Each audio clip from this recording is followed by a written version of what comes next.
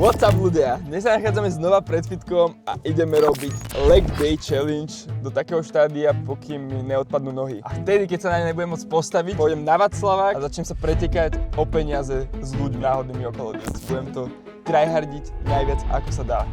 Poďme na to. Kam ešte Red Bull? Si ready? Som ready. Aktuálne je 12 hodín 16 minút. Ideme do našeho milovaného fitka Olympia Fitness. Veríme, že tam nikto nebude, aby sme mali súkromie. Sme ready, poďme. OK, náš prvý stroj je takzvaná grcačka. Vôbec neviem, čo to je, v živote som na takomto stroji nebol. Ale že vraj, sa dáš takto a robíš drepy.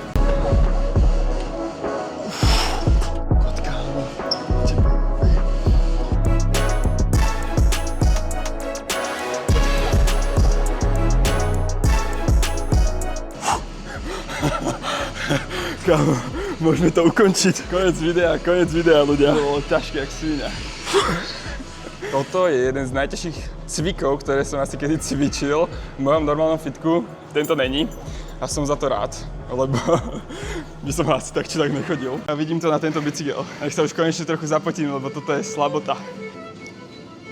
Yes. Kámo, toto je zmysel života, ale vážne. Fitko proste zachraňuje, kámo. Zachraňuje všetko. Kedy si začal cvičiť? Kámo, po prvom rozchode. Vidíš, presne, proste po prvom rozchode. Kámo, ten rozchod je nakoniec aj dobrý kvôli niečomu. Je to najväčší glow up. Ja cvičím asi cca 3 roky. Keď sa každý deň pozerám do zrkadla, tak proste tú zmenu nejak extra nevidím, ale keď sa pozerám na fotku spred 3 rokov, kde som bol, tak tam bol silný glow up a nie iba fyzicky, ale aj mentálne, aj progres celkovo práce.